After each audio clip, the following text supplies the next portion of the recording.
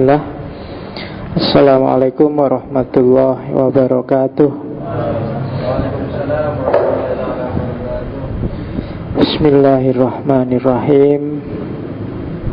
Alhamdulillahi rabbil alamin. Ar-Rahmanirrahim. Maliki yaumiddin. Iyyaka na'budu wa iyyaka nasta'in. Ihdinas siratal mustaqim. Siratal ladzina an'amta 'alaihim ghairil maghdubi 'alaihim waladdallin. Amin. Allahumma sholli ala sayyidina Muhammad wa ala ali sayyidina Muhammad. Bismillah, kita lanjutkan ngaji filsafat kita. Malam ini kita akan mengejar hikmah dari Al-Muallim As-Sani, Abu Nasir Al-Farabi. Setelah minggu kemarin kita sudah ketemu dengan Al-Kindi.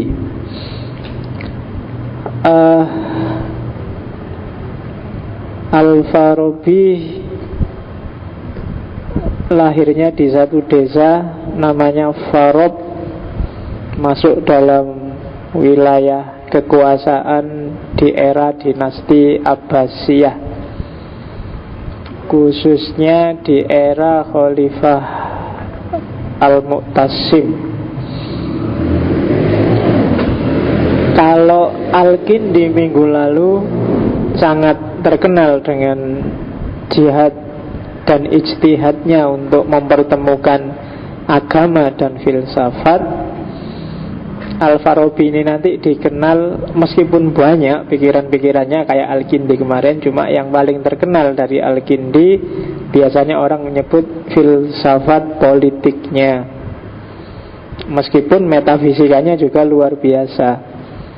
Karena memang secara umum pikiran-pikirannya Al-Farabi ini terbagi dua. Yang pertama metafisika, yang kedua filsafat politik. Kalau nanti teman-teman coba ditelusuri gimana filsafat politiknya Farabi, kemudian gimana filsafat sejarahnya Ibnu Khaldun, gimana filsafat sosialnya, dan nanti kalian akan ngerti bahwa ternyata jauh sebelum para filsuf barat seperti Marx dan kawan-kawan berteori tentang praksis dunia sosial politik, para filsuf muslim sudah banyak ngomong tentang itu. Termasuk misalnya Machiavelli nulis Sang Pangeran, Il Principle. Sebenarnya jauh sebelum itu ya mirip saja Al-Mawardi sudah nulis Al-Ahkam As-Sultaniyah. Bagi kalian yang jeli, coba jejerkan Al-Ahkam As-Sultaniyah dengan Machiavelli yang Il Principle, itu akan kelihatan bahwa podoai, isinya sama saja. Ada kemungkinan Machiavelli juga habis ngaji kitabnya Al-Mawardi. Coba nanti dicek ya, nanti ketika sesinya Farabi ini nyampe pada bagian Asyasa Al-Madaniyah yang puncaknya adalah masyarakat sosialis, dan sebelum masyarakat sosialis adalah masyarakat komunis, yang sudah ngerti Marx akan sadar, iya persis kayak logikanya Marx. Jadi jauh sebelum Marx lahir sudah ada Al-Farabi. Dan banyak sebenarnya yang seperti itu. Oleh karena itu banyak yang bilang sebenarnya transmisi keilmuan itu nyata dari dunia Islam ke dunia Barat.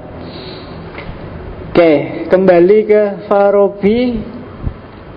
Farabi ini penjelajah, pengembara, cuma pengembaraannya untuk nyari ilmu, bukan backpacker atau touring kayak kamu hari ini.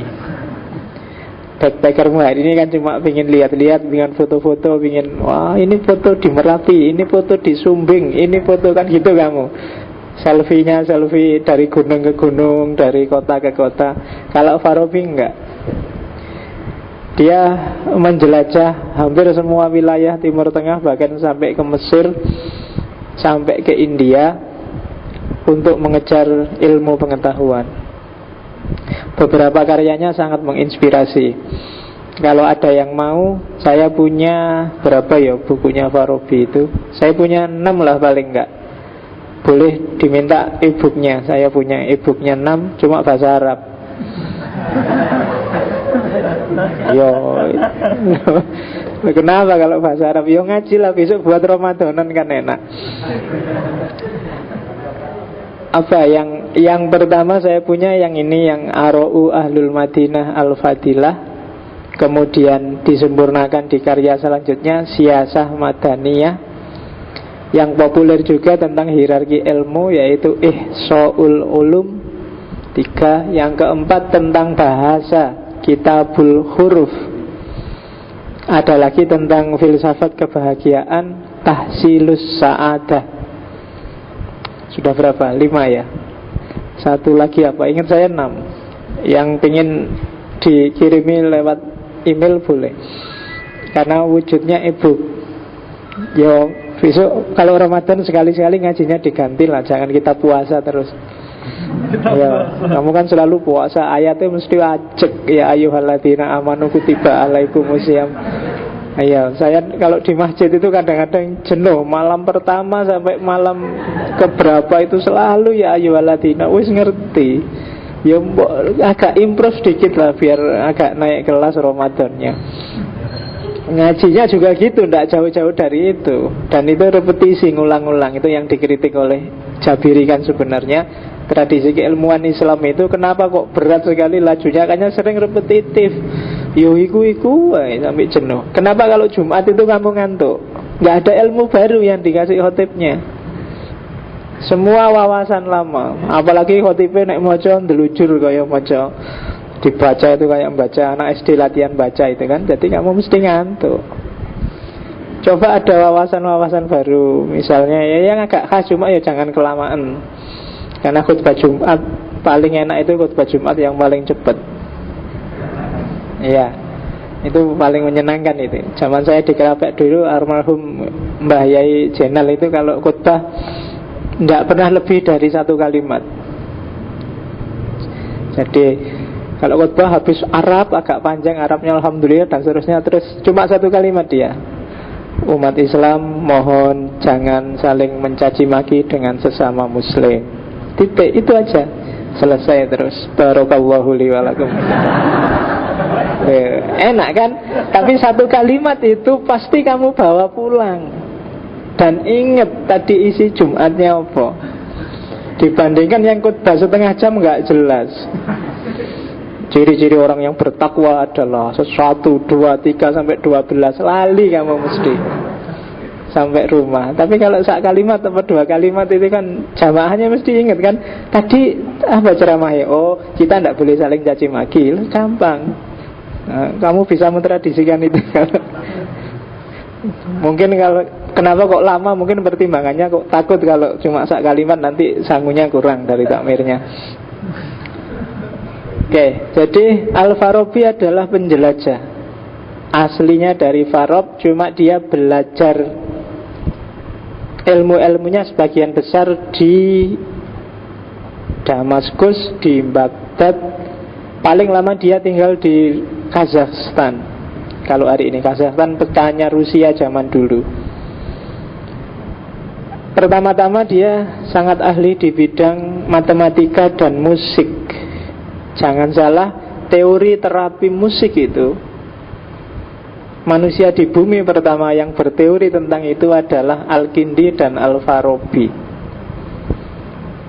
Al-Farabi ini ahli filsafat, ahli astronomi, ahli logika, ahli aritmatika, ahli macam-macam, termasuk yang sangat populer adalah ahli musik. Saat dia tinggal di Damaskus, di satu wilayah yang gubernurnya adalah Saifud Daulah Al-Hamadani, satu ketika ada pertunjukan musik, dia lihat.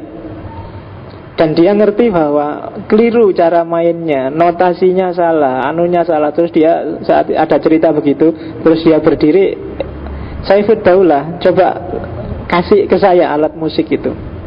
Terus dimainkan. Dan di satu momen itu dia bisa mengaduk emosi pembacanya. Diawali dari nangis-nangis karena dengar musik itu, terus ketawa-ketawa, dan yang terakhir tidur semuanya dengan musiknya. Itu ahlinya Farabi. Dia nulis juga satu kitab khusus tentang musik. Dulu saya punya, cuma entah di mana ada yang pinjem dan gak balik. Karena memang buku itu hati-hati, kalau buku itu dipinjam hanya orang bodoh yang pinjam buku kok dikembalikan. Jadi biasanya mesti hilang. Oke ya, jadi dia ahli di bidang musik, ahli di bidang filsafat, ahli di bidang metafisika, ahli di bidang matematika. Seperti saya bilang minggu lalu, hampir semua filosof peripatetik itu multi bidang. Dia punya multi keahlian, multi talenta. Ibnu Rus saja yang filosof luar biasa itu ternyata juga nulis kitab fikih yang judulnya Bidayatul Mujtahid. Padahal ilmumu hari ini kan seolah-olah filsafat itu jauh sekali sama fikih. Padahal itu bidang yang berhimpitan aja. Kenapa disebut hikmah? Hikmah itu kan kata dasarnya hakimah, ada yang hakama yahkumu hukum. Maka banyak mufasir yang menafsirkan sebenarnya hikmah itu bukan filsafat, tapi syariah. Ya sama-sama benar. Cuma syariahnya tidak seperti yang dipahami oleh mereka yang bikin perda syariah. Syariah itu kan jalan. Dasarnya syariah adalah kebenaran. Yang kebenaran itu sumbernya adalah ayat-ayat Allah. Dan ayat-ayat Allah itu ada yang qauliyah, ada yang kauniyah. Syariah yang didefinisikan oleh banyak umat Islam hari ini itu syariah yang qauliyah. Padahal Allah juga menurunkan separuh lagi wahyu dalam bentuk kauniyah. Yang itu Nabi disuruh baca sebagai wahyu pertama, Iqra. Itu yang jarang orang mikir sampai ke sana. Jadi kamu gak perlu marah. Ada yang bilang hikmah itu kan syariah. Loh iya syariah, cuma bukan syariah seperti definisi sempit yang selama ini dipahami orang. Oke, kenapa selain filsafat Al-Farabi lebih menonjol di bidang politik? Karena pikiran-pikirannya di dunia politik itu lahir di waktu yang tepat, ketika dinasti Abbasiyah diambang kehancurannya. Jadi dinasti Abbasiyah itu kan sekitar 9 abad, sekitar 5 abad. Hanya 1 abad pertama yang sangat menonjol dan sangat jaya, dengan 9 orang khalifahnya yang paling awal. Saya tidak tahu teman-teman apa lepo enggak. Abbasiyah 9 yang paling awal yang populer dan dahsyat adalah yang pertama pendirinya Abul Abbas As-Sofa. Setelah itu dilanjutkan Al-Mansur, setelah Al-Mansur Al-Mahdi, setelah itu Al-Hadi, setelah Al-Hadi Ar-Rasyid yang kalian kenal dengan Harun Ar-Rasyid. Terus anaknya Harun Ar-Rasyid Al-Amin, setelah Al-Amin Al-Ma'mun, setelah Al-Ma'mun Al-Mu'tasim, setelah Al-Mu'tasim Al-Wasik. 9 khalifah awal inilah yang era kejayaannya Abbasiyah, puncak-puncaknya Abbasiyah. Bibit-bibit mulai kacau itu ketika Al-Mu'tasim mulai agak membuka pintu untuk kelompok-kelompok lain masuk. Yang paling terkenal adalah kelompok yang namanya Mawali. Kelompok Mawali itu dari Turki, dari Persia, dan beberapa wilayah pecahan Rusia. Yang ini kemudian mulai jadi sumber bibit konflik. Mawali itu kebanyakan dijadiin tentara oleh dinasti Abbasiyah saat itu. Yang paling terkenal kan kisah-kisah bagaimana sengsaranya Mawali, khususnya yang Persia, sehingga menimbulkan pemberontakan-pemberontakan, sehingga melahirkan sentimen kesiahan yang lebih kuat. Kalau Turki dikenal dengan kecanggihannya berpolitik dan berperang. Nanti setelah terakhir Al-Wasik itu kan ada Al-Mutawakkil. Al-Mutawakkil ini punya anak 3, Al-Muntasir, Al-Mu'tas, dan Al-Mu'ayyad. Harusnya yang jadi raja setelah Al-Mutawakkil ini memang Al-Muntasir. Cuma Al-Muntasir ini agak ambisius, sehingga terus dia bekerja sama dengan beberapa orang Turki yang ada di sana untuk bunuh ayahnya dulu. Jadi Al-Mutawakkil dibunuh. Terus karena dia khawatir pada adiknya yang 2 ini, Al-Mu'tas sama Al-Mu'ayyad, ini harus disingkirkan juga biar nggak ganggu kekuasaannya, terus disingkirkan. Tapi lama-lama juga dia dikhianati oleh orang-orang Turki. Dia pun akhirnya dibunuh oleh orang-orang Turki. Nanti dilanjutkan adiknya yang diangkat Al-Mu'tas. Al-Mu'tas ini juga ngerti, aku diangkat jadi khalifah nanti mesti juga dikhianati. Maka dia jaga-jaga. Kalau dalam sejarah itu Al-Mu'tas itu kemana-mana dikenal bawa pedang, bawa pokoknya khawatir sopo ngerti aku diserang dadak. Tapi akhirnya dia juga tragis tewasnya, karena malah dia dibunuh di depan umum, di tengah pasar, di depan orang banyak, tubuhnya dipotong-potong. Itu Al-Mu'tas. Dan terus bergulir khalifah dibunuh, dan dari situ terus Abbasiyah goyah, di dalamnya keropos. Maka ketika ada serangan, cepat hancurnya. Dari Mongol, Hulagukan, dan sudah hancur karena memang di dalamnya sudah keropos. Dan itu kelemahannya umat Islam sejak dulu. Turki Utsmani juga begitu. Kalau kompak solid, nggak ada yang bisa ngalahkan. Cuma kita lebih sering nggak solidnya. Sama saudaranya sendiri aja sampai segitunya kan, sama bapaknya sendiri, adiknya sendiri. Dan itu yang terjadi. Coba teman-teman baca sejarah Turki Utsmani atau Abbasiyah, dinasti-dinasti besar Islam, termasuk dinasti-dinasti kecil, Safawiyah lah, dinasti di India, di Indonesia juga begitu. Coba cek kenapa Majapahit jatuh, kenapa Singosari jatuh, itu pasti konflik internal. Oke, dalam kondisi yang kacau inilah nanti maka Al-Farabi menulis Ara'u Ahlul Madinah Al-Fadilah. Seperti apa negara yang unggulan, negara yang bagus, termasuk pemimpin yang bagus itu. Oke, maka sekarang kita lihat.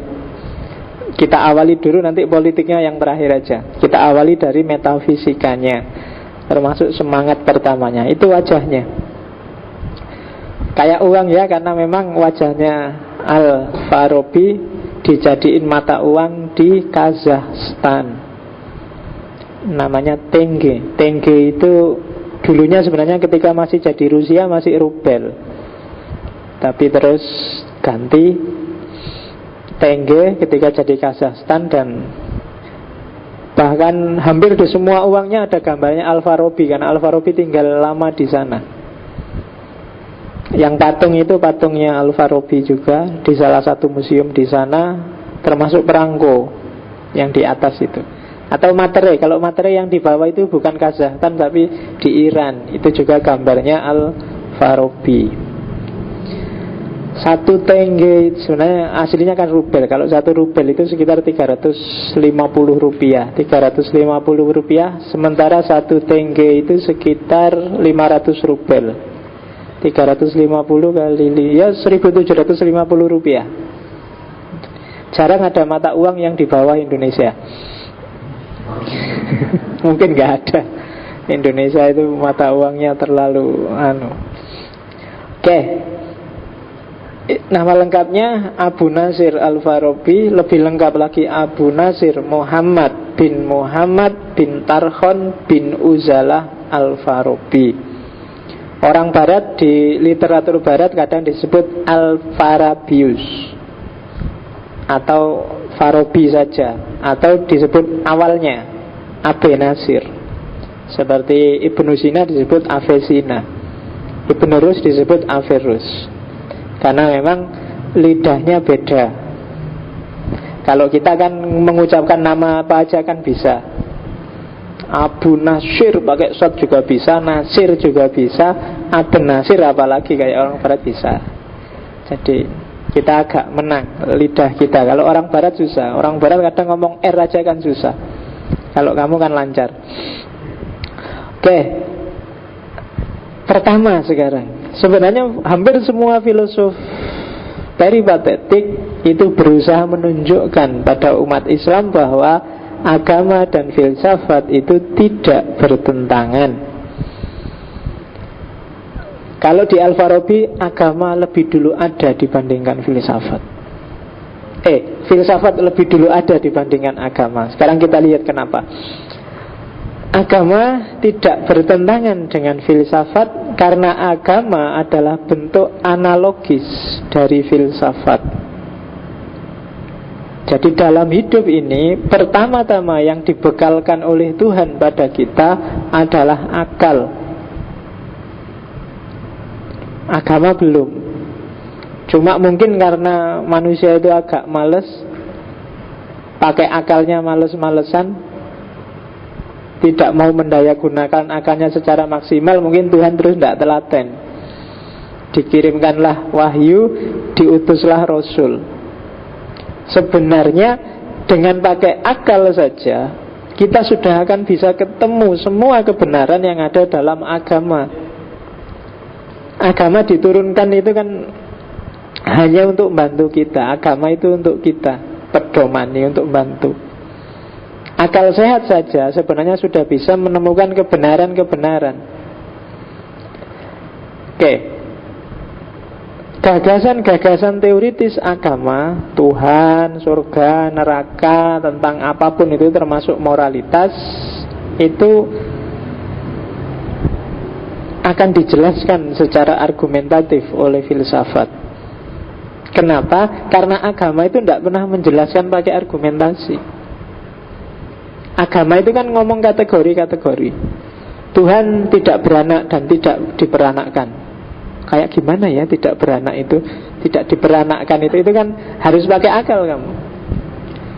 Kalau diyakini saja sih bisa, cuma tidak mantep. Manusia itu kan disuruh yakin saja, itu kan sebenarnya agak berat. Wis percaya wae lah, itu kan agak berat. Kamu mesti terus tanya, apain sih, ada apa sih, kan mesti gitu.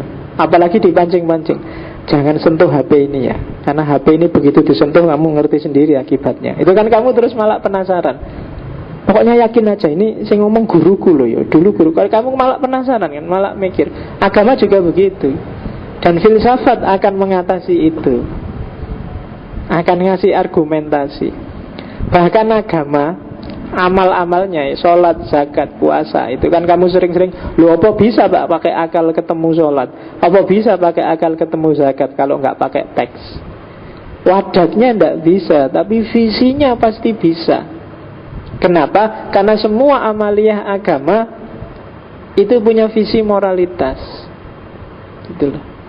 Allah ngasih sholat, ngasih zakat, ngasih puasa itu sebenarnya kan ada visinya. Allah kan tidak butuh sholat kita, tidak butuh puasa kita. Itu kan semuanya untuk kita.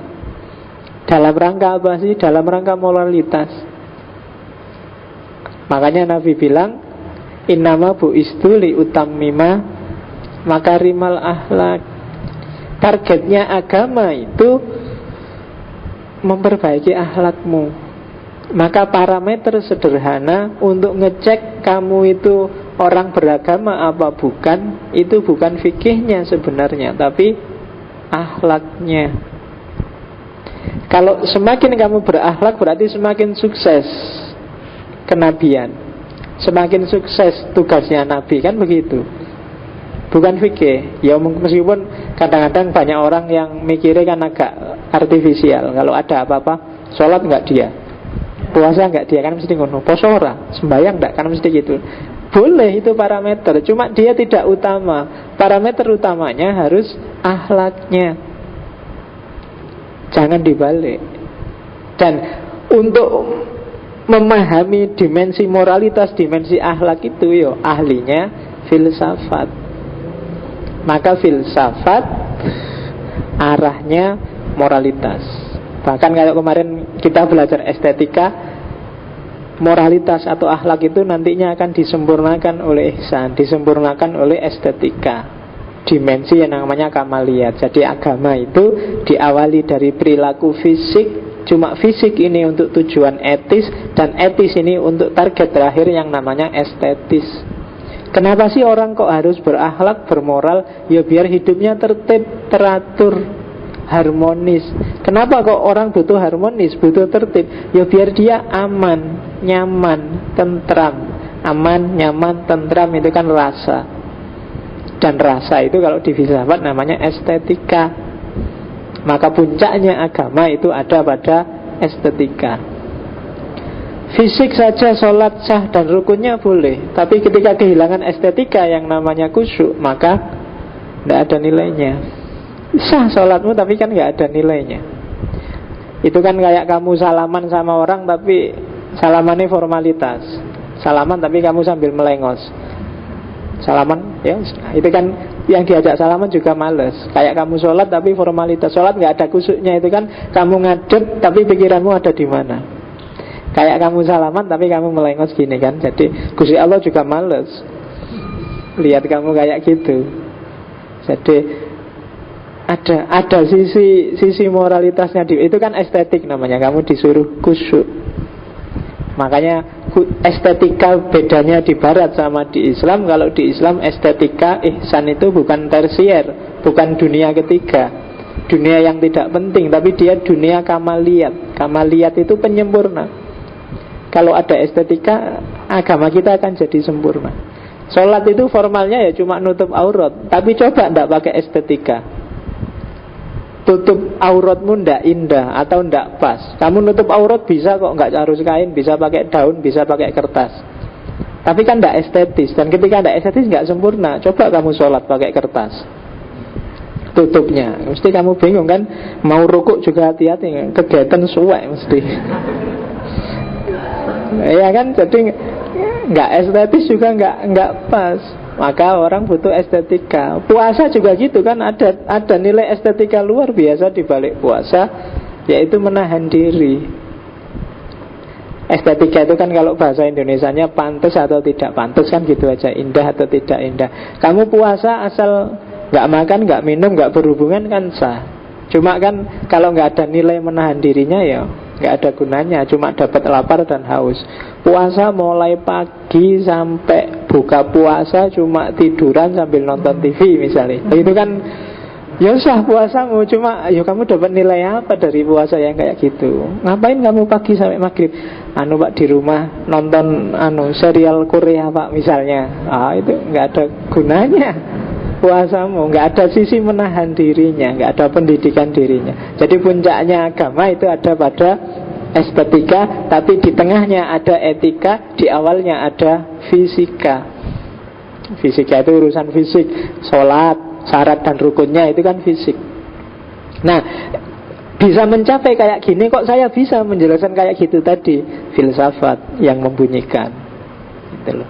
Maka kebenaran-kebenaran agama secara argumentatif ditemukan oleh filsafat. Loh, kebenarannya sudah dikasih langsung oleh Allah. Ini loh kebenaran itu lewat wahyu, lewat teks. Cuma tidak argumentatif. Dan filsafatlah yang membuat itu argumentatif. Jadi jalurnya sebenarnya sama, dia saling mendukung. Agama itu bentuk analogisnya dari filsafat. Oke.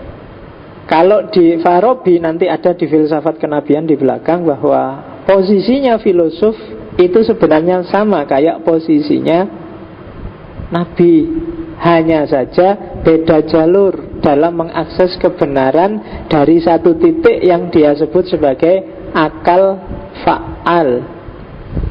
Akal fa'al itu kalau di Farabi, di agama itu kadang disebut Jibril. Dia adalah transmitter kebenaran, dia yang membawa segala informasi kebenaran pada manusia. Kalau di Plato disebut alam idea. Dari transmisi. Nah, kalau Nabi ini dikasih langsung isi kebenaran yang ada di akal fa'al ini. Sementara kalau filosof dia harus berusaha sendiri. Bedanya di situ. Jadi mengejar hikmah, kalau Nabi digaransi langsung, dikasih isinya langsung. Sementara kalau para filosof dia harus berusaha sendiri. Karena kita bukan Nabi, maka satu-satunya jalan kita bisa menemukan kebenaran adalah di jalur filsafat.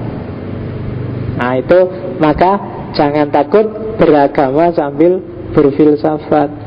Karena dua-duanya muaranya nanti sama. akhirnya sama. Kok tidak ketemu, ya coba dicek lagi, jangan-jangan kamu salah jalur.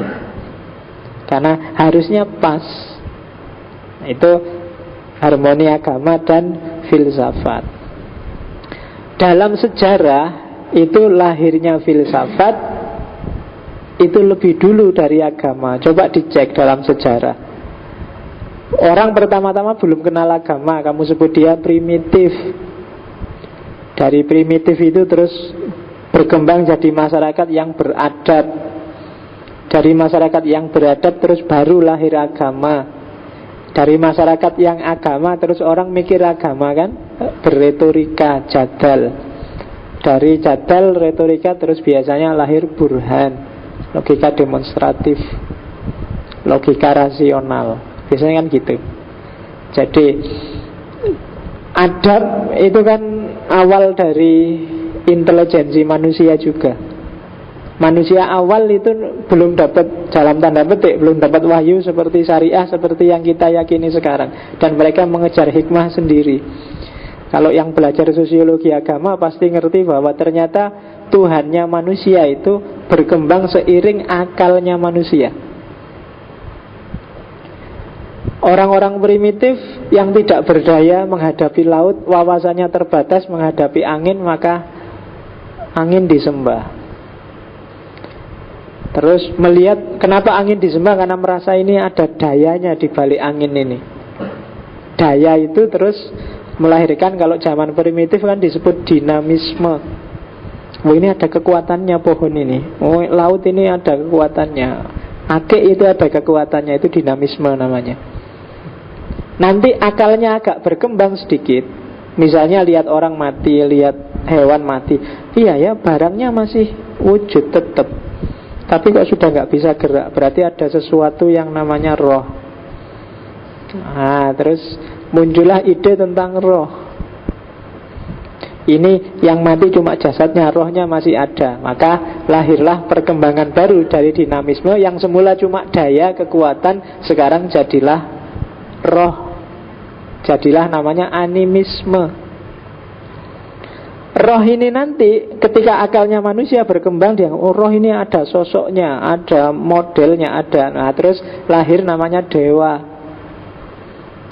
Ketika roh yang tadi abstrak terus dipersonkan.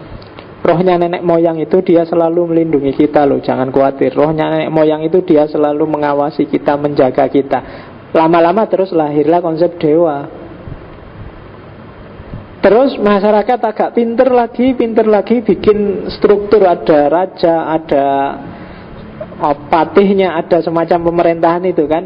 Pikirannya berkembang semacam itu, maka bayangannya dewa-dewa juga punya pemerintahan loh. Maka ada rajanya dewa, di Yunani ada Zeus. Zeus punya anak buah berapa. Terus di Mesir ada Ra itu. Dewa punya pemerintahan. Kayak kamu nonton Sun Gokong itu loh, ada Kaisar Langit. Kaisar Langit punya anak buah. Itu kan awalnya pikirannya manusia yang punya pemerintahan. Terus dibayangkan dewa-dewa juga punya pemerintahan. Maka ada hierarki dewa-dewa. Baru setelah itu turun wahyu, terus lahir agama monoteis seperti yang kamu kenal sekarang. Jadi ternyata agama manusia, versi manusia yang filosofis itu ada lebih dulu. Manusia selalu mencari kebenaran dengan akalnya. Oke, nah berarti akal manusia, filsafat bisa ketemu hakikat keagamaan. Cuma ini yang digarisbawahi oleh Al-Farabi, penemuan-penemuan filsafat itu sifatnya elit. Tidak semua orang mampu. Gitu loh. Kalau orang tiba-tiba ngomong versi para filosof, itu mesti nggak banyak orang bisa nerima. Karena kebanyakan masyarakat itu awam. Dia hanya bisa bicara dan menerima hal-hal yang sederhana, tidak rumit kayak filsafat. Maka filsafat butuh institusi yang menyalurkan idenya secara sederhana, tidak rumit. Dari situ maka filsafat butuh lagi pada agama. Kalau agama kan gampang, nggak usah diajak argumentasi jelimet-jelimet. Pokoknya kalau kamu baik masuk surga, kalau jelek masuk neraka, titik. Pingin masuk surga apa neraka? Oh, surga, oh, ya berarti baik ya. Kan sederhana kalau agama. Nggak jelimet-jelimet, nggak mikir kamu percaya Tuhan loh ya. Tuhan itu sebab pertama, dia penggerak yang tidak digerakkan. Jadi setiap sebab itu nggak boleh tasalsul. Itu wong awam mesti judeg mikir ngomong apa kamu. Nggak jelas. Maka filsafat butuh institusi lain yang bisa mentransfer idenya secara lebih sederhana. Dan di situ dibutuhkan peran agama. Wis terserahlah, nggak argumentatif, nggak apa-apa. Yang penting kebenarannya kena. Contohnya kayak yang di bawah itu. Misalnya kita harus adil loh ya. Kalau filsafat dijelaskan panjang lebar. Apa itu adil? Apa itu? Panjang kan kesuwen. Kalau di agama kamu berbuat adil ya. Kenapa? Itu perintahnya Tuhan loh. Selesai. Tapi kalau filsafat panjang. Intinya sama, dua-duanya sama-sama setuju dan mendukung yang namanya keadilan. Oke. Seperti dalam poligami. Poligami itu kan selalu orang mendiskusikan keadilan setelah mendiskusikan poligami. Apa iya laki-laki bisa adil? Ada yang bilang, ya bisa dong. Kalau nggak bisa ya ngapain disebut di ayat? Nah, ya kan ada yang bilang nggak mungkin orang bisa adil, karena adil itu urusannya perasaan, bukan urusan. Ada yang gitu. Sakarepmu lah. Yang penting kalau ada kemungkinan nikah banyak ya nikah aja. Cuma tanggung sendiri resikonya, kan itu aja. Kalau resiko ke atas gampang, yang susah resiko ke samping kiri, samping kanan itu loh. Itu biasanya lebih susah ditanggulangi. Oke, itu harmoni filsafat dan agama. Kebenaran apapun yang ada dalam agama bisa kamu kejar sendirian lewat filsafat. Jadi ini sebenarnya karena Farabi ini menghadapi dua ide yang sangat kontras. Yang satu sangat mendewakan akal, yang satu sangat mendewakan agamanya. Ada kelompok sebelum Farabi sebenarnya saya harus ngomong Ar-Razi. Cuma Ar-Razi terlalu jauh meninggalkan agama, sehingga dia anti kenabian, anti ketuhanan, termasuk teman-temannya seperti Ibnu Rawandi.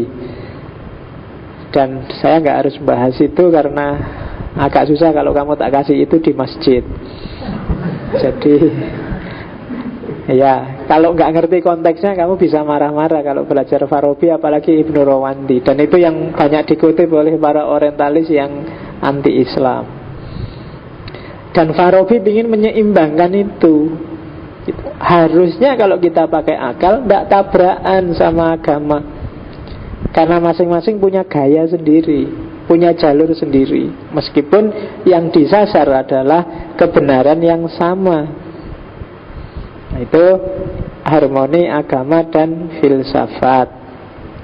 Terus dari semua problem yang dihadapi umat, Al-Farabi melihat solusi yang paling tepat adalah mantek, logika. Umat Islam harus diajari caranya mikir yang benar. Kenapa banyak konflik di dunia Islam sejak zaman Farabi bahkan sampai hari ini? Karena banyak yang tidak bisa mikir secara benar. Kalau yang bayani dan irfani banyak, wali-wali banyak, ahli fikih, ahli tafsir banyak. Cuma jarang yang pinter berpikir secara logis demonstratif. Sama-sama rasional itu biasanya jarang konflik. Yang sangat mudah konflik adalah ketika orang berpikir bayan. Jadi alasannya Farabi, argumentasi yang pakai logika itu konklusinya adalah kebenaran yang tidak butuh pihak yang lain. Kalau bayan itu kan berpikir dengan dasar teks, itu benar salahnya kan tergantung pihak lain, yaitu teks. Kalau irfan apalagi, kebenarannya irfan itu kan cross checknya kadang sama mursyid, sama wali, sama pengalaman batin. Nah, satu-satunya yang tidak butuh pihak lain itu logika. Jadi mikir kesimpulannya benar, itu sudah, kamu gak butuh orang lain sudah. Tapi kalau nas itu kamu butuh dalilnya mana. Orang selalu begitu. Irfan juga begitu, tasawuf juga begitu. Biasanya terus kamu ikut aliran siapa, gurumu siapa kok kamu berani kayak gitu. Di dalam irfan biasanya gitu. Makanya sufi itu kan nggak boleh kalau nggak ada gurunya kan. Kamu tidak boleh ngarang sendiri, harus ada. Nah, itu torekot kan selalu begitu. Dan itu bagi Farabi sumber konflik. Untuk bisa mengatasi, harusnya semua umat Islam bisa berpikir jernih. Akalnya harus jalan. Kalau kamu lihat tiap hari sekelilingmu kan banyak perilaku-perilaku yang kontradiksi dengan kebenaran, dengan akal sehat. Betul. Apa bisa sih kamu menjayakan Islam, memenangkan Islam dengan perilaku-perilaku yang tidak Islami? Kan banyak sekarang gitu. Itu kan kontradiksi namanya. Kalau akal sehatnya jalan, harusnya nggak begitu. Apa bisa sih kamu meneguhkan keyakinanmu dengan mencaci maki orang lain? Harusnya nggak bisa. Sekarang kan banyak kan orang ribut menyalah-nyalahkan kelompok lain, golongan yang lain. Sebenarnya mereka yang ribut ngomong tentang kebenarannya orang lain, mempermasalahkan kebenarannya orang lain, itu sebenarnya jalur melingkar untuk menunjukkan bahwa sebenarnya dia belum yakin kebenarannya sendiri.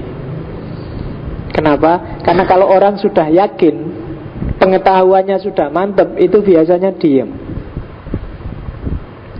Ya, aku wis ngerti kok. Terserah yang lain mau apa, menurutku sudah benar ini. Tapi kalau kamu masih ribut dengan kebenarannya orang lain, itu sebenarnya kamu ingin membuktikan bahwa aku itu yang benar, kamu yang salah.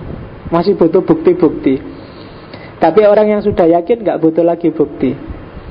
Jadi orang yang suka nyalah-nyalahin orang lain, itu biasanya dia belum yakin dengan kebenarannya sendiri. Maka ketika kamu ada gairah untuk menyalahkan yang lain, coba cepat-cepat kembali ke dalam. Aku benar gak sih? Kok sudah berani mau menyalah-nyalahkan yang lain? Karena itu biasanya kamu sendiri belum yakin dengan kebenaranmu. Maka kamu butuh bukti bahwa orang lain salah. Kenapa kamu tidak berani nyari bukti bahwa kamu yang benar?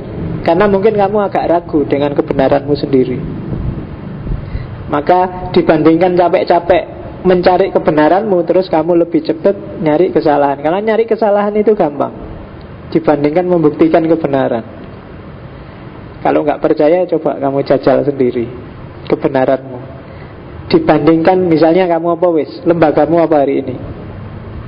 NU, Muhammadiyah, PMII, HMI, PDI, Gerindra apa? Dibandingkan nyari apa sih bagusnya PDI, misalnya kamu PDI agak susah, lebih enak apa sih jeleknya Gerindra, kan gitu. Lebih cepat kan gitu. Dibandingkan nyari apa sih sebenarnya keistimewanya NU, itu lama. Lebih cepat apa sih kejelekannya Muhammadiyah, kan lebih simpel itu. Apa dosanya Wahabi, lebih cepat daripada apa sih keunggulannya Ahlussunnah wal Jamaah. Dan ini logika sebenarnya. Makanya katanya Farabi, mbok akalmu yang sehat. Apalagi yang masih muda, akalnya sering tidak nyambung. Banyak wis ya kamu yang akalnya tidak sehat itu kan. Kamu ngerti sebenarnya itu tidak pas, tidak sehat, keliru, tapi yo tidak apa-apa lah, masih muda. Argumenmu kan selalu begitu. Banyak hal yang jelas kamu ngerti itu salah, tapi yo tidak apa-apa. Nah, itu berarti akalmu tidak jadi raja. Kalau di Farabi, akal itu jantungnya, rohmu. Kalau jantungnya sudah nggak sehat, seluruh tubuhmu akan nggak sehat. Maka akalmu harus sehat, harus jernih kalau mikir logika. Sangat saya sarankan kamu belajar logika yang agak dalam. Karena ada teorinya, tidak bisa Pak mikir diem aja. Sejak kecil orang tidak perlu sekolah juga sudah bisa mikir Pak. Iya, tapi dalam banyak hal tidak bisa. Itu yang bikin kamu hari ini gampang ditipu orang. Kalau lihat TV gampang ikut karena akalmu tidak kritis. Kalau orang yang ngerti logika, lihat TV itu akan ketawa-ketawa tiap hari karena tidak nyambung. Banyak logika-logika tidak koheren. Apalagi kalau lihat film, wah kamu mesti sering lucu kan, logikanya nggak masuk sama sekali. Apa wis contohnya kan banyak, apalagi film-film silat, film-film itu kan orang masuk akal belas. Dan kamu percaya film hantu-hantuan, film tiba-tiba orang bisa jadi ular, tiba-tiba kan kayak Indosiar itu kan. Nah, itu kan kamu seneng nonton itu, padahal kamu dibohongi. Termasuk acara hantu-hantuan misalnya, itu kan nggak masuk sama sekali di akal sehat, tapi kamu seneng. Nah, itu tipikalnya orang Indonesia. Jadi logikanya seneng. Kalau nggak percaya, kan ada tesis bahwa orang Indonesia itu sebenarnya cara berpikirnya masih mistik, tahayul. Sangat gampang dipengaruhi oleh hal-hal yang tahayul itu. Tak kasih contoh. Di pojoknya masjid itu ada seorang laki-laki yang sejak tadi dia ngadep ke sini. Ya sejak tadi kalau kita dagel-dagel dia ikut senyum-senyum. Tiap saya ngaji dia ada di sana. Ayo, saya ingin ngecek kira-kira nanti malam kamu di situ sendirian berani nggak? Nah kan dia ikut ketawa. Oke. Ada perubahan apa di jiwamu? Ya kan, jangan keras-keras nanti dia ngerti. Nah, kamu ikut kan? Iya, karena itulah jiwa kita hari ini. Cuma jangan gitu loh ya, nanti dia. Oke, kita lanjutin aja. Jangan dibahas, nanti nggak enak. Ya, terus pokoknya coba dibaca sendiri dirimu ketika saya ngomong kayak gini. Kira-kira ada yang dipengaruhi nggak? Dan itu yang dipakai oleh TV. Kamu mentelengi itu, perhatikan suara berikut. Aduh, memangnya suara di mana-mana. Kok waktu itu aja kamu perhatikan suara. Coba waktu kayak gini, banyak suara dan kamu cuek aja kan. Nggak kamu cermati, tapi begitu lihat TV dunia lain ada suara glodak gitu aja kamu, mesti ada apa-apanya itu. Alah. Dan itulah kita orang Indonesia, khas, unik. Oke. Terus bagi Farabi tasawuf, sufi, irfan, laduni itu penting. Tapi laduni itu bukan kayak seperti yang kita bayangkan. Kamu nggak perlu belajar terus pinter. Laduni itu pengetahuan intuitif yang muncul secara tiba-tiba kalau kamu sudah berusaha. Nggak bisa kamu nongkrong aja ketemu pengetahuan gitu. Selama ini kan kamu mendefinisikan laduni itu kan gitu kan. Tenang aja, kalau Allah berkehendak tiba-tiba aku pinter terus dapat A semua. Nggak iso. Jadi laduniah itu penyerta. Jadi kalau kamu sudah belajar keras, ini dipikir kok nggak ketemu-ketemu ya, terus aduh, nyerah aku, mungkin ini nggak paham. Tiba-tiba ting ada. Oh iya mungkin ini. Itulah irfan gitu. Ada intervensi dari Tuhan. Akan berlaku begitu, tapi tidak akan jalan bagi orang yang santai-santai. Jadi kalau kamu orang yang belajar itu bisa jadi pinter, bisa juga enggak. Tapi orang yang tidak belajar pasti tidak pinter. Rumusnya seperti itu. Gitu loh. Kalau kamu cari pacar, bisa dapat, bisa enggak. Tapi kalau kamu enggak cari, ya enggak akan dapat. Logikanya seperti itu. Kalau kamu nggak berusaha, pasti nggak dapat. Kalau kamu berusaha, bisa dapat, bisa enggak. Nah itu sebenarnya cara berpikir untuk menyatukan Qadariyah dan Jabariyah biar kamu nggak bingung. Sejauh mana kita itu Jabariyah, sejauh mana kita Qadariyah. Kamu harus berusaha. Kenapa? Kalau nggak ada usaha, nggak ada hasil. Wong usaha aja nggak mesti ada hasil kok. Nah, irfan juga begitu. Irfan itu pengetahuan kudrat dari Allah, hasil intervensi Allah. Itu karena ada model irfan, model kudratnya Allah inilah, maka Allah tidak nganggur. Allah itu selalu terlibat dalam hidup kita. Tidak, ya hidup itu ada hukumnya, namanya sunnatullah. Tapi sewaktu-waktu Allah bisa intervensi. Kalau orang-orang sekuler kemarin yang di barat dan kawan-kawan kemarin kita bahas itu kan, cara berpikirnya alam ini sudah ada mekanismenya dan itu sifatnya pasti. Allah itu kayak orang bikin jarum jam, setelah jamnya dibikin sekarang nongkrong-nongkrong sambil lihat TV nunggu kiamat. Cara berpikirnya kan gitu. Enggak, Allah itu bisa intervensi sewaktu-waktu dalam urusan apapun, termasuk dalam ilmu yang kita sebut namanya irfan. Kamu lihat misalnya kamu ngoco misalnya, aduh aku kulitku kok hitam ya, rambutku keriting, wajahku jelek, ini apa ya bisa dapat istri aku wajahku kayak gini kan ya. Jangan pesimis, Allah bisa intervensi sewaktu-waktu. Jadi ya siapa ngerti kamu yang kayak gitu ternyata dapat pasangan duluan, nikah duluan, temenmu yang cakep-cakep suwi golek kesuwen meleh. Kalau kamu kan nggak mikir pokoknya ono ya wis ayo, ono kan. Sementara yang cakep-cakep milih jangan siapa tahu ada yang lebih bagus jadi suwi nggak dapat. Sementara kamu cepet karena kamu tahu diri.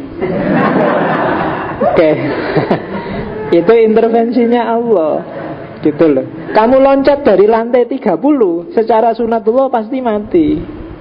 Dan kamu harus pakai rumus ini. Meskipun ada kemungkinan kalau kamu dari lantai 30 kamu tidak mati. Misalnya pas kamu jatuh tiba-tiba ada truk yang bawa kasur lewat, terus pas kan itu intervensinya Allah. Gitu loh. Itu namanya kudratullah. Sunnatullah itu pasti, tapi Allah bisa sewaktu-waktu menabrak sunnatullah yang namanya kudratullah. Jadi kalau kamu bodoh, belajar aja, jangan khawatir. Siapa tahu tiba-tiba Allah intervensi dan nanti kamu lulus cum laude. Sementara yang pinter lulusnya tidak cum laude, hanya dia sombong, merasa besar, merasa pinter, terus males. Kan gitu rumusnya. Jadi itu rumusnya orang hidup. Jadi tidak ada ilmu laduni dengan nganggur, itu tidak ada. Dengan kamu santai-santai terus tenang aja, nanti wiritan aja, nanti kalau Allah ngasih ilmu tiba-tiba kita sakti, tidak. Harus ada usaha. Makanya orang berdoa itu kan selalu rumusnya bukan jarang yang dikasih, tapi dimudahkan. Mudahkanlah untuk cari ilmu, mudahkanlah untuk cari rezeki. Jadi bukan kok diem terus rezekinya datang, tapi dicari tapi mudah. Itulah intervensi ladunia. Dan logikanya irfan menurut Al-Farabi seperti itu. Jadi tidak kok terus kita diem aja tiba-tiba jadi irfan. Oke, jadi solusinya itu. Nah, yang terkenal lagi sebenarnya saya nggak ingin panjang karena panjang kalau klasifikasi ilmu itu. Yang jelas Al-Farabi membagi ilmu di 7 bagian. Ada logika, ada ilmu lisan, ilmu bahasa, percakapan, terus matematika, fisika, metafisika, politik, dan fikih. Kalau dibaca di Ihsaul Ilm itu nanti setiap 7 ini punya cabang-cabang ilmu yang banyak. Dan ini sangat luar biasa kontribusinya untuk perkembangan ilmu-ilmu nanti di era modern di barat. Klasifikasi ilmu nanti dilanjutkan juga oleh Ghazali dengan klasifikasi. Kalau Ghazali tidak cuma ngomong hierarkinya tapi juga rankingnya. Ada ilmu ranking 1, ranking 2, ada ilmu yang wajib, ada yang fardu kifayah, ada yang mubah, ada yang sunnah, ada yang haram mungkin. Tapi kalau di Farabi ini klasifikasinya aja. Jadi ini sebenarnya dia membaca peradaban Islam. Jadi secara umum ada logika, ada bahasa, ada matematika. Ini ngomongnya abstrak-abstrak. Ngomong yang sifatnya universal, konseptual. Setelah itu ada yang fisik dan yang dibalik fisik, namanya metafisika. Setelah itu ngomong tentang hubungan antar manusia, ngomong tentang politik, dan yang terakhir ilmu agama, ilmu fikih, ilmu syariat. Jadi ilmu ada 7 itu. Seorang muslim kalau bisa menguasai ke-7-7-nya demi peradaban Islam. Kalau nggak bisa, ya masing-masing ngambil satu cabang dan nanti kerjasama. Nggak boleh di dunia Islam nggak ada sama sekali yang ngerti matematika. Itu namanya bunuh diri. Karena nggak ada yang bisa ngitung waris sama ngitung astronomi sama ngitung. Harus ada yang bisa. Nggak boleh nggak ada yang ngerti fisika satupun. Itu juga namanya bunuh diri. Metafisika apalagi. Metafisika itu nanti antara lain yang di Ghazali yang termasuk ilmu wajib. Karena puncaknya metafisika itu tentang ketuhanan. Tentang Tuhan orang harus berawal dari rasionya. Dia harus punya bukti-bukti rasional bahwa Tuhan itu ada dan diimani. Baru Tuhan itu mengirimkan wahyu dan baru wahyunya dipercaya. Tidak bisa dibalik.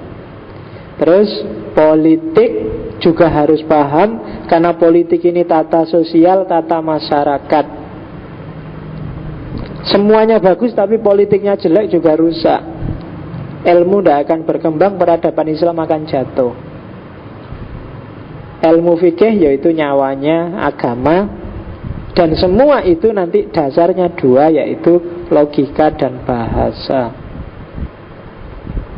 Jangan salah, di beberapa negara Islam yang saya tahu termasuk antara lain di Iran, kalau kamu kuliah itu tahun-tahun pertama yang diajarkan, yang dimatrikulasikan, pokoknya kamu diwajibkan menguasai dua bidang itu, ya bidang logika dan bahasa.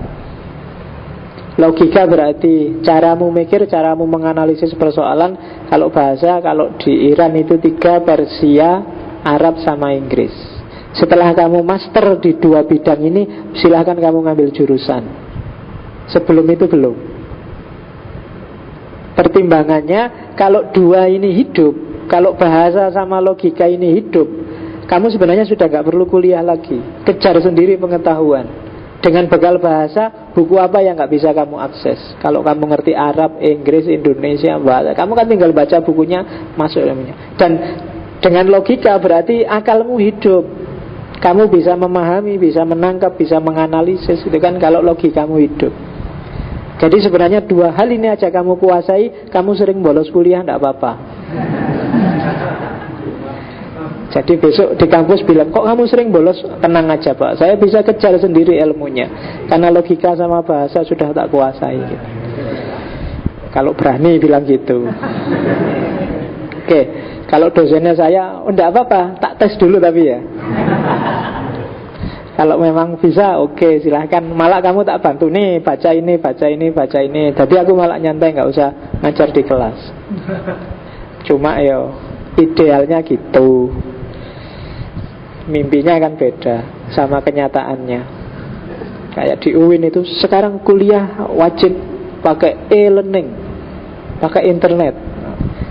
Iyalah pakai internet, tapi coba dicek, diteliti. Kira-kira internet di kampus itu pemakaian paling besar untuk apa? Facebookan, Twitteran, apa pakai baca, bikin kamu menelaah ilmu, apa menelaah gosip, isu, berita, kemudian Facebookan. Silakan kamu teliti itu. Saya nggak membayangkan kapan ya bisa e-learning beneran. E-learning beneran itu saya nggak usah ke kampus, tinggal kasih, Mas ini tak kasih buku bacaan, bahannya ini, santai aku tadi, nggak usah ceramah kayak gini, nyantai. Kamu baca di rumah. Atau kuliahnya model telekonferensi, jadi aku ngadep laptop, kamu di rumah semua ngadep laptop. Wah kita, ayo dibaca, ini bahannya sudah dibaca, ada kesulitan, terus kita chattingan sambil diskusi itu. Seru ya kalau kayak gitu. Jadi oke ya, dilihat kamu sedang di mana ini? Pak, saya sedang di kamar mandi nih Pak. Sebentar Pak. Gak apa-apa, tapi kan nyantai, enak kan, kamu gak perlu capek-capek ke kampus. Kalau bisa kayak gitu. Jadi kita gak usah capek-capek nyari ruangan, nyari sudah lewat. Kan hari ini gak ada kan mahasiswa yang gak pegang HP atau gak pegang laptop, semuanya kan pegang. Jadi tinggal kita koordinasi aja saat kelas, terus ayo besok jam 7 ya, bisanya kita semua standby di depan itu. Terus tak jelasin dikit-dikit lewat laptop, lewat itu, terus tak kirim yang bahan tertulisnya, kamu tinggal baca. Gimana, paham? Saya enggak paham yang ini Pak. Oh itu maksudnya gini. Seru kan kayak gitu. Tapi syaratnya sama-sama aktif. Cuma susahnya kebanyakan kita itu kan males. Jadi disuruh baca juga males. Ditunjukkan bukunya juga, wis ngenteni dosennya ceramah wae. Mesti selalu begitu. Kadang-kadang dosennya capek-capek motokopikan juga. Ya kamu ikut motokopi, cuma kamu taruh buat besok kalau ujian dihafalkan. Tidak pernah kamu baca, kamu telaah, kamu kejar informasi. Sebenarnya bukan sistemnya yang harus digarap dulu untuk pendidikan Indonesia bisa maju, tapi mentalnya. Bukan sistem, bukan fasilitas pertama-tama. Sama aja kamu bikin UAN, kamu bikin sistem apapun, kalau mentalitas pendidik dan yang dididik belum berubah, akan tetap seperti ini. Dikasih UAN yang serumit itu, yang ngawasi dosen se-Indonesia, toh ya masih dicari celah-celah untuk curang, masih dan gak jaminan. Sudah berapa tahun kita bikin UAN, coba dilihat ada kenaikan signifikan nggak ranking pendidikannya Indonesia? Podo wae sama dulu. Tuh. Bahkan sama negara kecil-kecil tetangga kita itu kita tiap hari diketawain. Karena mereka kecil, kita besar. Itu sama orang kurus ngetawain orang gemuk. Dulu kita mengekspor guru-guru, sekarang kita mengekspor TKW, buruh-buruh. Meskipun ada yang cara melihatnya berbeda. Berarti Malaysia itu sedang degradasi selera. Dulu seleranya guru-guru, orang pinter-pinter. Sekarang seleranya babu-babu. Jadi bukan kita yang turun, sebenarnya mereka turun. Seleranya ganti. Dulu padahal nyari yang mutu-mutu kan, guru, profesor. Sekarang mereka malah nyari yang babu-babu, nyari yang buruh-buruh. Oke. Nah, yang terkenal lagi dari Farabi adalah ada kitabnya namanya Tahsilus Sa'adah, kebahagiaan. Di antara teorinya yang bagi saya menarik adalah bahwa kebahagiaan itu hanya akan ditemukan keutuhannya dalam pengetahuan. Kenapa? Karena bahagia itu kan berarti kamu, ketika kamu bahagia itu berarti kamu kan puas sudah. Tidak kepingin apa lagi yang lain, enggak. Sudah puas Pak saya, sudah bahagia, sudah tuntas, sudah yang tak inginkan memang itu. Bahagia berarti kamu enggak pingin ngelirik lagi yang lain. Cirinya kan itu.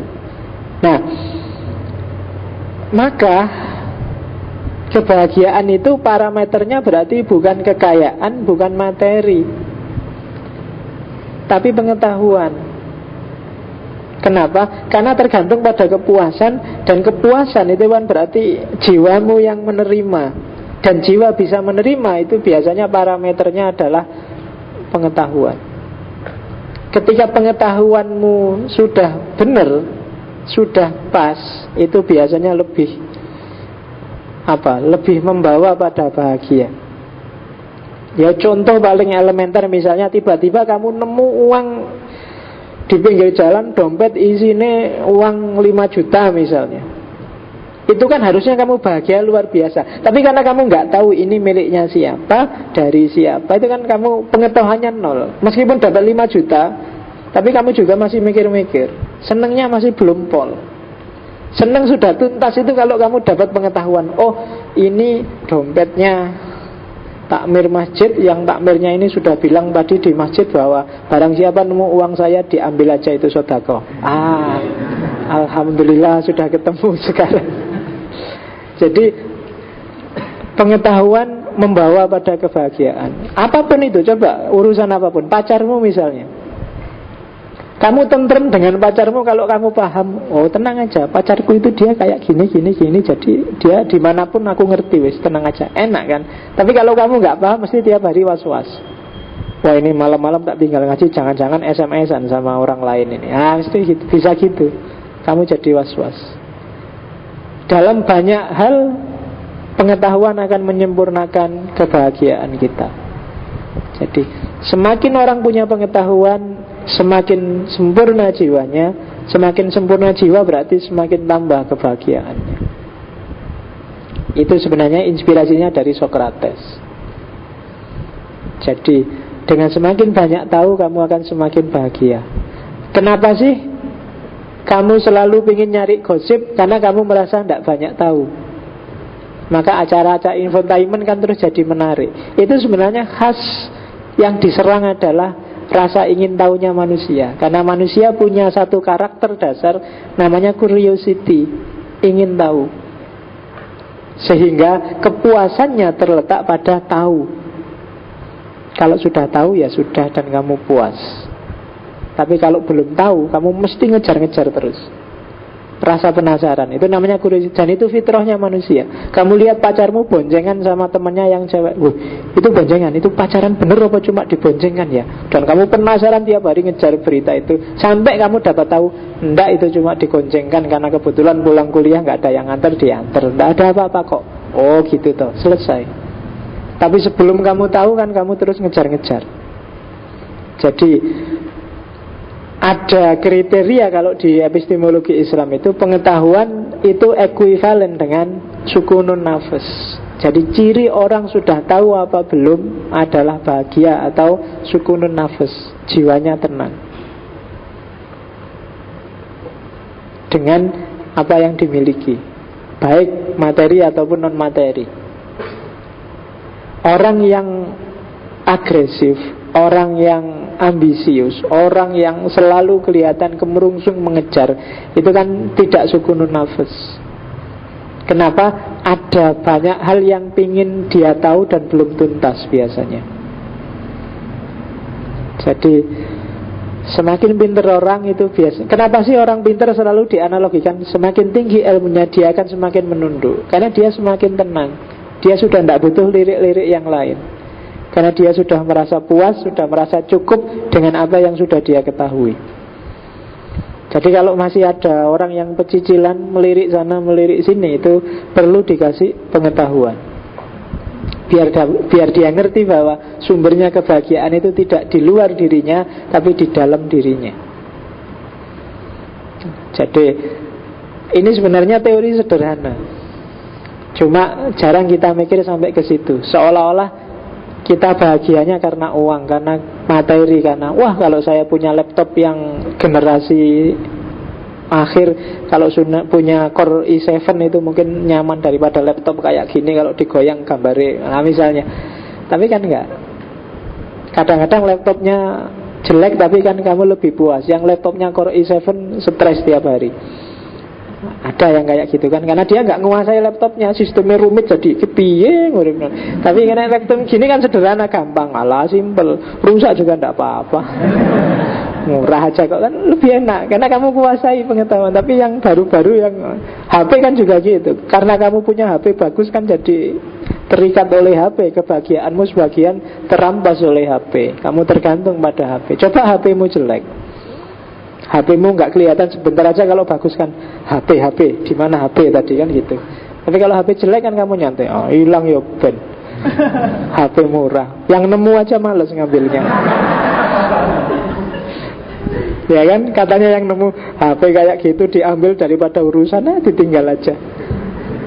Rugi sama anunya, resikonya. Nah kalau HP bagus kamu kepikiran. Sama dengan pacar cakep atau pacar jelek. Kalau pacar jelek kan ada dimanapun kamu nggak khawatir, tenang aja, nggak ada yang mau pasti, aman. Tapi coba pacar cakep, kamu makan hati tiap hari nggak bisa gemuk kamu. Jangan-jangan dia di SMS-i, wah lagi nelpon sama siapa itu, lagi kamu tiap hari nggak tenang hidupmu. Jadi kalau ingin sukunin nafas, hidup tenang, cari pacar yang oke, itu hubungannya pengetahuan dan kebahagiaan. Lo kan enak, kamu milih mana, hidup tenang apa hidup gelisah selalu? Kan lebih enak hidup tenang, karena lebih hakiki pacar jelek itu, karena kelihatan hakikatnya dari awal sampai akhir. Ya kan, kalau cakep itu kan tidak hakiki. Sekarang cakep, besok kalau tua pasti jelek. Kalau jelek, sekarang jelek, besok kalau tua kalau sudah tua saya elek, dan hakikatnya memang jelek. Jadi sudah langsung ketemu hakikat kalau jelek itu. Tapi kalau cakep enggak, masih lama ketemu hakikatnya. Oke, itu logika. Sekarang metafisika. Kalau metafisika di Al-Farabi itu sama kayak Al-Kindi kemarin, bahwa metafisika itu falsafatul ula, filsafat ketuhanan. Argumennya kalau di Farabi dia menggabungkan tiga tokoh sekaligus, Aristoteles, Plato, dan Plotinus di Neoplatonisme. Oh ya, tadi yang bukunya yang belum saya sebut, yang keenam yang saya punya adalah Al-Jam'u baina ro'yail hakimain. Jadi sintesis antara dua pemikiran dua orang filosof. Karena Al-Farabi ini dikenal menyatukan pikirannya Aristoteles dan Plato. Dan dia sangat ahli di bidang Aristoteles. Dia banyak menerjemahkan bukunya Aristoteles, sehingga dia digelari yang tadi saya sebut Al-Mu'allim As-Sani, guru kedua. Guru pertamanya adalah Aristoteles. Jadi Aristoteles guru pertama, Al-Farabi guru kedua.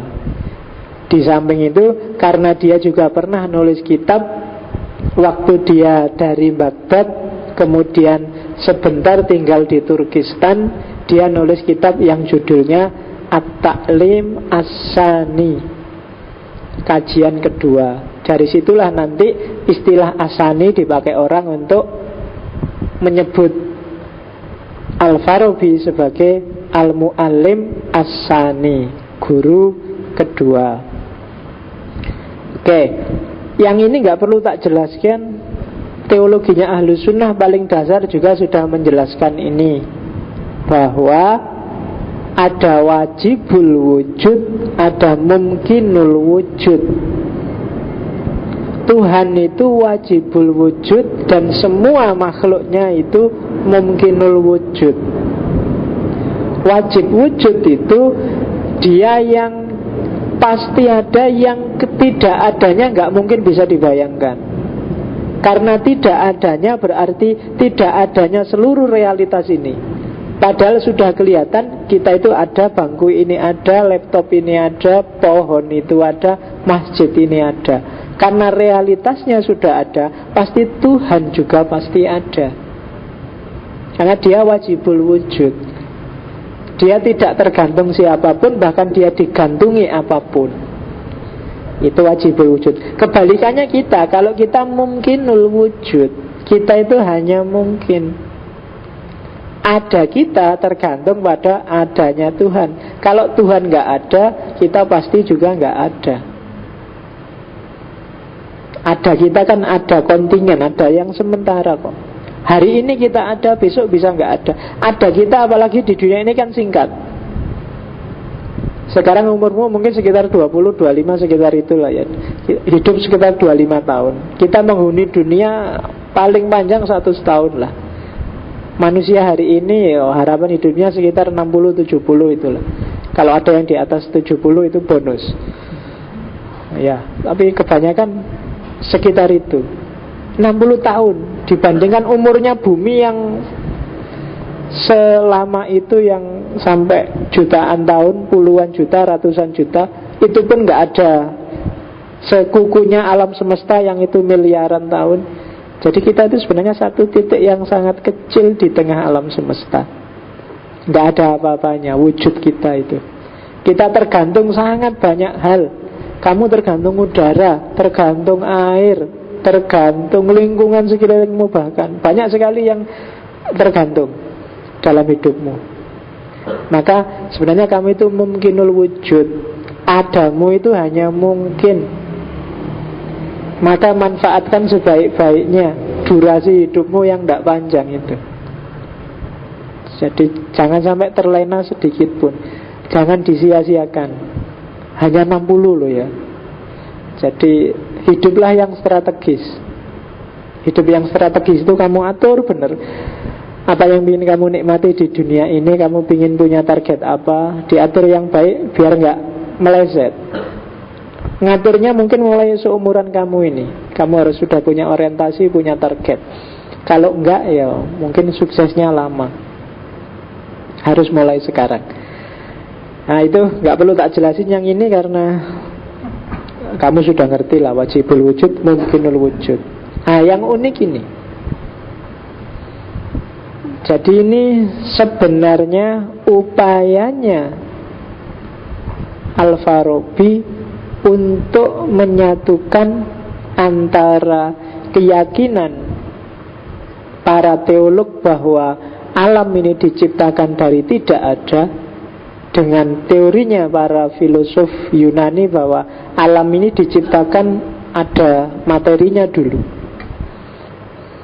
Jadi bukan dari tidak ada.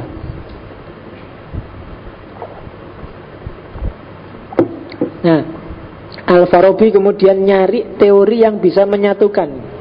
Karena ada kesulitan juga kalau membayangkan pakai akal loh ya. Ada ciptaan dari tidak ada sama sekali.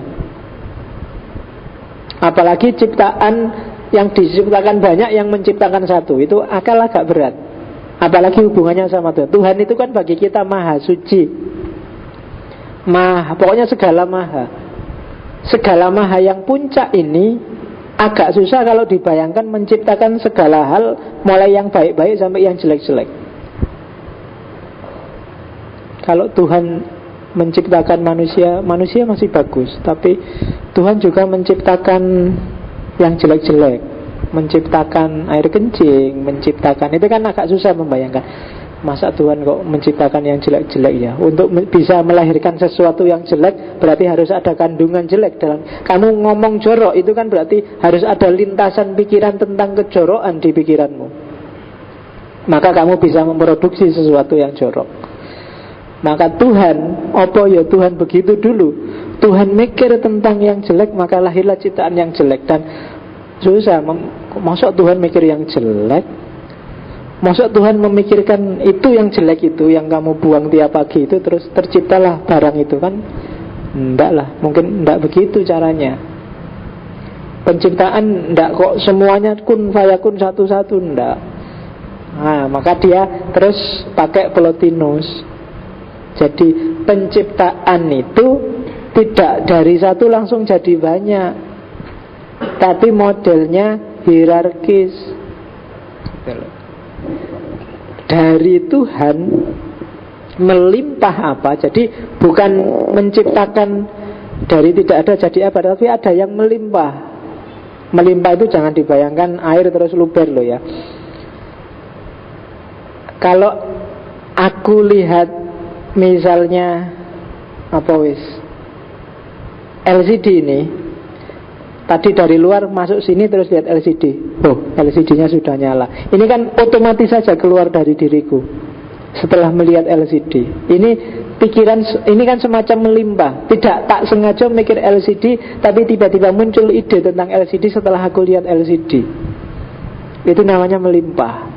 Nah, Tuhan juga ketika menciptakan alam semesta modelnya seperti ini. Cuma pertama-tama yang dipikir Tuhan bukan sesuatu yang di luar dirinya, karena yang di luar dirinya belum ada. Tuhan mikir tentang dirinya, muncullah pikiran tentang dirinya, melimpah sesuatu yang keluar dari Tuhan. Bentuknya ide, bukan barang, limpahan itu. Dan disitulah lahir ciptaan pertama, belum manusia kalau diemanasi. Jadi ini modelnya kayak Plotinus, kayak matahari dengan cahayanya. Matahari itu kan menciptakan cahaya, tapi cahayanya matahari itu tidak dibikin oleh matahari, tapi limpahan dari matahari. Mataharinya sendiri diam, tidak ngapa-ngapain, tapi limpahan dari dirinya matahari itu lahirlah cahaya-cahaya. Itu teorinya Plotinus. Alam semesta pun diciptakan seperti itu. Jadi melimpah dari dirinya Tuhan, lahirlah alam semesta yang nanti modelnya gradasi. Setelah itu, yang tadi limpahan pertama melahirkan juga limpahan kedua, limpahan ketiga terus. Limpahan pertama tadi kan sekarang sudah ada dua. Yang tadi Tuhan gak ada apa-apa, yang dipikir dirinya sendiri, lahir limpahan pertama. Yang limpahan pertama ini ada dua sekarang. Ada Tuhan sama dirinya, kan sudah dua. Maka dia mikir tentang dirinya sendiri sama Tuhan, lahirlah limpahan ketiga. Itulah nanti yang disebut teori emanasi. Betul. Ini untuk mengatasi dari creatio ex nihilo. Karena akal kalau di orang-orang agak susah. Kayak misalnya creatio ex nihilo itu berarti kan dari tidak apa-apa tiba-tiba ada apa-apa. Ini kan agak tasalsul. Tasalsulnya adalah berarti ada waktu sebelum ada alam semesta. Dari tidak ada menjadi ada. Ini kan semacam ada rangkaian waktu. Padahal yang namanya waktu itu kan sebenarnya geraknya alam semesta. Waktu itu tidak ada sebelum alam semesta ada. Jadi ini yang kerumitan-kerumitan ini yang terus bagi Farabi yang lebih pas itu memang emanasi. Oke ya. Oke, rasionalisasinya kayak gimana sih emanasi itu? Yang pertama, untuk menjelaskan bagaimana yang banyak bisa muncul dari yang satu. Yang banyak termasuk yang jelek, yang hitam, yang gelap, yang putih, itu kan semua katanya dari Tuhan. Tapi darinya itu tidak kok dari satu terus cabang banyak, tapi dari satu lahir lagi, lahir lagi, lahir lagi gitu. Dan itu sebenarnya kalau pakai bahasa lain di Al-Kindi itu sebab yang pertama. Karena dia sebab, jadi sebab. Cuma Al-Kindi masih bertahan creatio ex nihilo, menciptakan kayak tukang sulap dari tidak ada jadi ada. Kalau di para filosof agak berat mengakui itu. Kalau pinjem Aristoteles nanti, kalau di Farabi ada bahannya alam semesta itu. Dan bahannya kotim, bahannya apa? Potensi. Itu kan berat kamu mikirnya kan. Kalau bikin teh, itu bahannya air, teh, gula, jadilah teh. Kalau alam bahannya apa? Kalau di Farabi, potensi untuk menjadi alam. Potensi itu kan semacam cuma daya aja. Dan itu bahan. Makanya potensi ini kalau di beberapa buku kadang diterjemahkan energi. Maksudnya bukan energi, potensi. Potensi itu kan semacam kemungkinan. Bahannya ya kemungkinan itu yang melahirkan alam semesta. Karena para filosof agak berat membayangkan ada alam diciptakan, ada sesuatu muncul tanpa bahan. Harusnya muncul kan dari Allah. Cuma dari Allah itu kan pecahannya Allah. Maka lahirlah emanasi tadi. Jadi luberannya Allah, bukan dari nggak ada jadi ada, tapi dia luberan dari zatnya Allah. Nah itu emanasi. Makanya Allah bilangnya kun. Kamu menerjemahkan kun itu apa? Jadilah. Di banyak tafsir juga jadilah, bukan adalah. Jadilah itu ada airnya, ada tehnya, ada gulanya. Kun, jadilah teh. Jadi, tapi ada bahannya. Itu loh. Itu maunya para filosof. Oke, emanasi bagi saya titik sampai di sini. Karena setelah itu, ketika Al-Farabi ingin menjelaskan detailnya emanasi, bagi saya sudah mulai ngaco. Itu titik. Jadi belajar filsafat kadang-kadang kamu harus ngerti titiknya. Karena kadang-kadang akal seperti Al-Kindi kemarin, di titik tertentu akal tidak berdaya. Ini yang tak kasih tanda merah berarti perlu kamu pertimbangkan lagi. Karena di sini dia sudah mulai ngaco. Jadi emanasi dari wujud pertama sampai wujud ke-10, terkecuali yang wujud ke-10 loh ya. Tapi wujud-wujud yang dia karang di awal itu, bahwa limpahan pertama itu yang disebut al-asmaul awal. Terus melimpah lagi, limpahan ketiga itu yang disebut bintang-bintang. Limpahan keempat planet Saturnus, limpahan kelima itu bagi saya sudah mulai ngaco. Nanti kita lihat ngaconya di mana. Karena memang di titik tertentu dia dipaksa harus menjelaskan bagaimana emanasinya Tuhan sampai berakhir di dunia. Dan limpahan terakhir, limpahan ke-10 itu yang disebut akal fa'al tadi. Yang dari situ lahir bumi seisinya, termasuk manusia, termasuk roh-roh.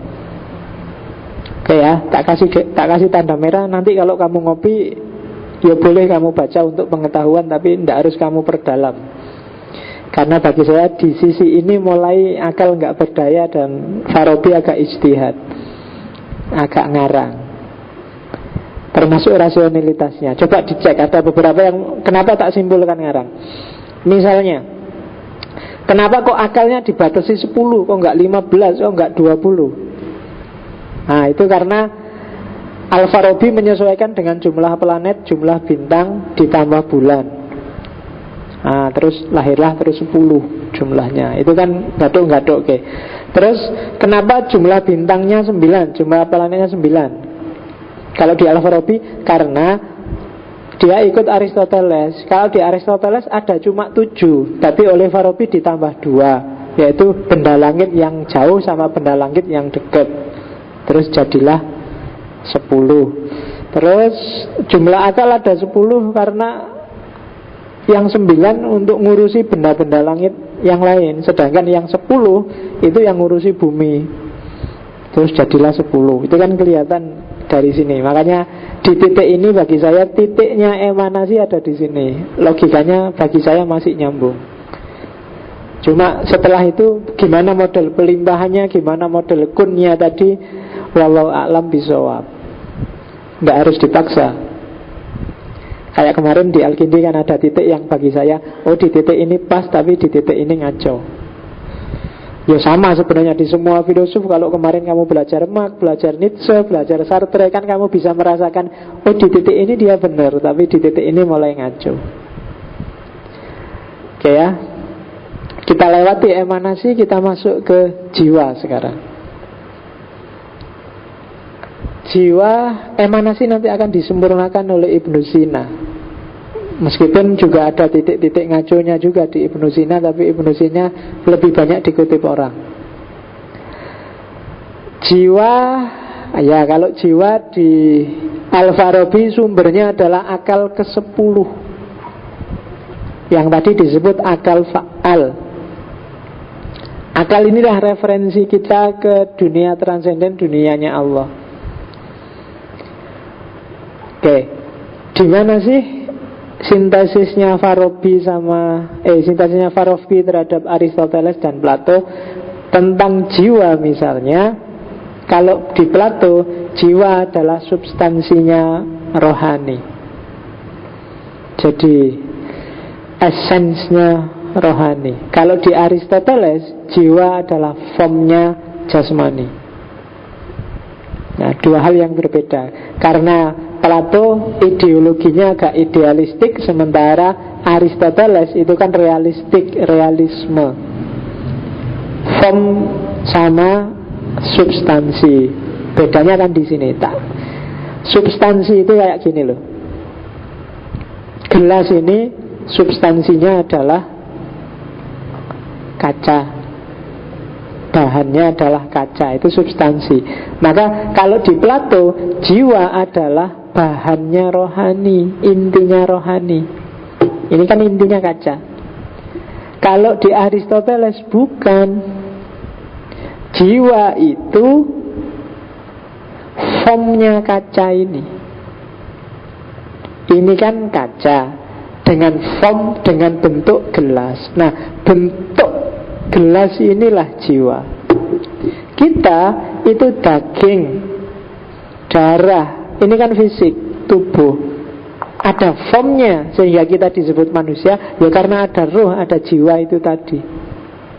Itu Aristoteles. Makanya kalau formnya diambil, meskipun tubuhnya masih utuh, kita tidak bisa disebut manusia. Nah, ini seolah-olah benar dua-duanya. Plato yang masuk akal. Wong kita memang intinya ruh manusia itu. Tapi Aristoteles juga masuk akal. Maka Al-Farabi menyatukan ini. Katanya Farabi, jiwa itu ya memang substansi, tapi dalam dirinya sendiri. Tapi kalau dihubungkan dengan tubuh, itu dia form, dia bentuk. Jiwa itu substansi. Kalau ngomong jiwa nggak dihubungkan dengan tubuh. Tapi kalau ngomong ruh, ngomong jiwa dihubungkan dengan tubuh, maka jiwa adalah formnya, jiwa adalah bentuknya. Nah, itu jawabannya Al-Farabi terhadap perbedaan pendapat antara Aristoteles dan Plato. Daya jiwa ada 3, daya gerak, daya mengetahui, daya berpikir. Nggak perlu tak jelasin panjang ya. Kalau yang ini kamu ngerti, tinggal dibaca jadok kamu langsung paham. Daya mikir ada 2, ada akal praktis, ada akal teoritis. Akal praktis itu, loh ini ada teh, Oh enaknya teh ini buat apa sih? Oh tujuannya untuk diminum. Oh berarti aku harus minum. Itu akal praktis. Maka kamu nggak perlu capek-capek berteori. Ini gelas ini apa ya kira-kira filosofinya gelas? Enggak. Kamu cuma butuh akal praktis, nggak butuh akal teoritis. Itu untuk jawab orang-orang yang agak ke agak sok filsafat atau apa harap difilsafati. Apa filosofinya laptop? Enggak. Laptop itu kamu nggak perlu akal filosofis, nggak perlu akal teoritis. Kamu cuma butuh akal praktis. Akal praktis itu apa gunanya laptop? Sederhana. Zaman saya mahasiswa, Aif kan sering-sering gitu. Anak-anak filsafat itu, ayo filosofi menanak nasi apa? Wah filosofi kemantepan. Yang bagian-bagian itu tidak butuh akal teoritis, itu akal praktis. Nah baru yang kedua ada akal teoritis. Dibagi tiga juga. Yang pertama akal potensial atau akal fisik. Akal potensi. Kenapa disebut potensi? Karena dia hanya potensi, dia akan aktual kalau dibantu oleh panca indera. Misalnya aku lihat teh ini. Teh ini sudah disuguhkan sejak tadi jam 8. Sekarang setengah 10. Mesti wis adem. Tanpa harus aku nyentuh, aku bisa menyimpulkan ini pasti sudah dingin. Yang tadi sebenarnya masih potensial, tapi sekarang kepake dengan setelah aku lihat teh ini. Aku punya potensi untuk menyimpulkan teh ini dingin dengan premis-premis bahwa ini dari itu kan premis-premisnya premis-premis fisik semua. Butuh panca indera dulu. Kalau aku nggak lihat, nggak ngerti. Jadi dibantu oleh panca indera maka akal bisa gerak. Ada juga akal aktual. Nah, akal yang tanpa harus panca indera kamu bisa menyimpulkan. Tanpa harus lihat langsung akalmu sudah bisa menangkap. Misalnya setiap benda pasti ada dalam ruang. Itu kan tanpa panca indera kamu. Akal-akal yang universal, cara berpikir umum, itu kan namanya akal aktual. Dia selalu bisa kerja menyimpulkan tanpa harus dibantu apapun. Setengah pasti lebih kecil daripada satu. Oh itu kamu nggak perlu harus pakai. Enggak, itu sudah prinsip dasar akal. Itu namanya akal aktual. Ada lagi yang ketiga, akal mustafat. Akal mustafat itu akal yang dikasih, akal yang diperoleh. Ini akal yang bisa komunikasi dengan akal fa'al tadi, ilmunya yang sejenis laduniyah tadi. Jadi akal yang terbuka menangkap informasi dari atas. Itu namanya akal mustafat.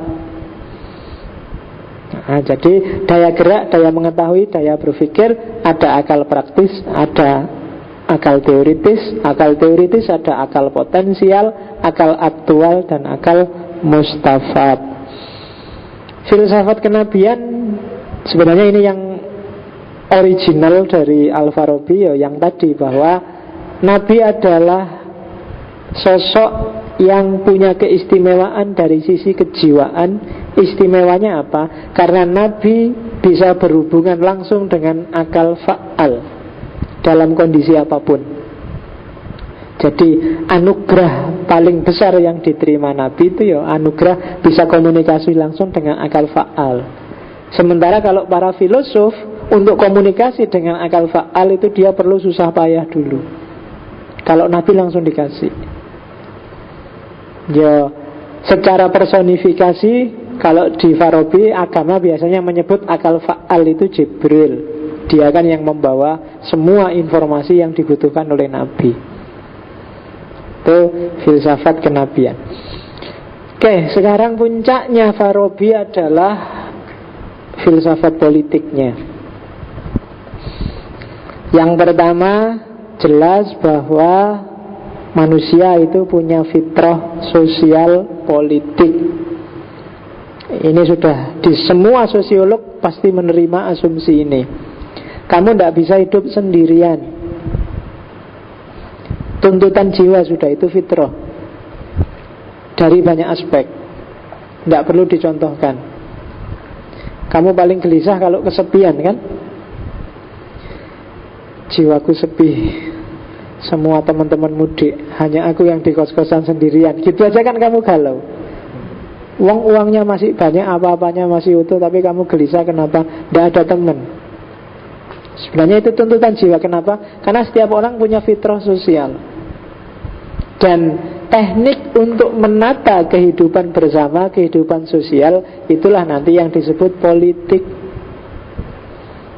Jadi sederhananya di situ.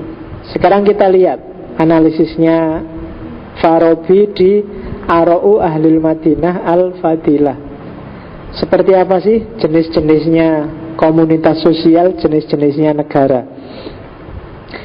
Yang pertama katanya Farabi ada Al-Madinah Al-Fadilah. Ini negara paling top. Tidak harus adidaya, tapi negaranya adalah negara yang utama. Negara utama itu yang penduduknya bahagia semua, seneng, bangga jadi warga negara, nyaman, gemah ripah loh jinawi, pokoknya yang sejenis itulah. Jadi negara yang seperti ini, itu katanya Farabi, pemimpinnya satu di antara dua. Kalau bukan nabi ya filosof. Kenapa masyarakat Madinah itu jadi secanggih itu, sebagus itu? Karena pimpinannya nabi. Dan yang bisa menandingi nabi cuma filosof. Ini sebenarnya inspirasi dari Plato. Plato di Republik kan juga begitu.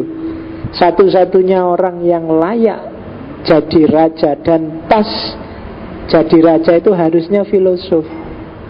Bukan militer, bukan tukang, bukan rohaniawan, enggak, filosof. Makanya kamu mintalah nanti sertifikat dari takmir bahwa kamu sudah lulus ngaji filsafat.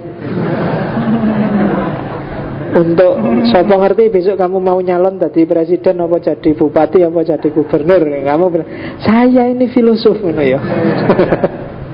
Sudah ngerti filsafat aku. Wah gitu. Karena bagi Farabi, pemimpin itu dia orang yang harus bisa mengejar hikmah dan mengajarkan hikmah. Tidak perlu dia harus belusuan terjun langsung, enggak. Tapi tangannya dan idenya, pikirannya bisa menggerakkan negara. Jadi pertama-tama tidak harus fisiknya yang harus cawe-cawe, tapi yang sangat dibutuhkan oleh negara adalah idenya. Dia sudah punya kuasa dengan idenya. Itu makanya raja filosof yang dibutuhkan. Atau syukur-syukur ada nabi baru, nabinya jadi presiden. Nah, entah Nabi Jokowi atau Nabi Prabowo. Yang kedua adalah Al-Madinah Al-Jahilah, negaranya orang-orang bodoh. Yaitu negara yang penduduknya tidak kenal yang namanya bahagia. Isine jengkel, kemerungsung, marah, pokoknya ngono tok isine. Itu negaranya orang-orang bodoh namanya. Dan itu bisa kamu lihat di TV-TV.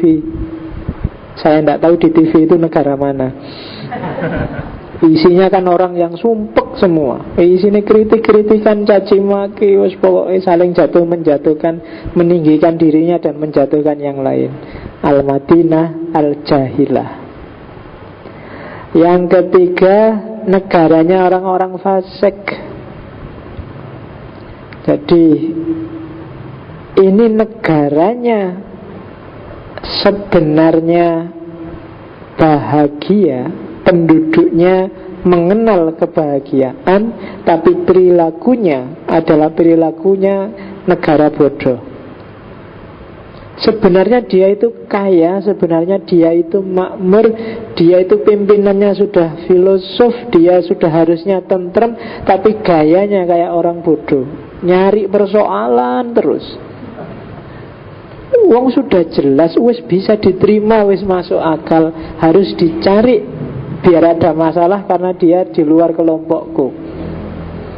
Itu negaranya orang-orang fasik. Ada negara jenis keempat, Al-Madinah Al-Mutabaddilah.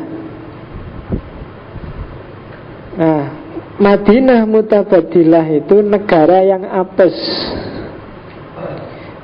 Negara yang semula Madinah Al-Fadilah sekarang merosot jadi negara yang jahilah. Dari negara Gemaripah Lojinawi Adil Makmur Adidaya sekarang merosot anjlok jadi negaranya orang bodoh. Jadi Al-Madinah Al-Jahilah. Itu namanya Al-Madinah Al-Mutabadilah. Kalau yang jahilah asli tadi sejak awal sampai akhir memang negaranya orang bodoh, tidak pernah tentrem, isinya gegeran terus sejak diproklamasikan. Itu Al-Madinah Al-Mutabadilah. Yang terakhir ini yang agak religius, Al-Madinah Ad-Dollah, negara yang sesat. Kenapa? Karena pemimpinnya penipu. Kalau kamu punya pemimpin penipu, maka negaramu akan bergerak ke arah yang keliru.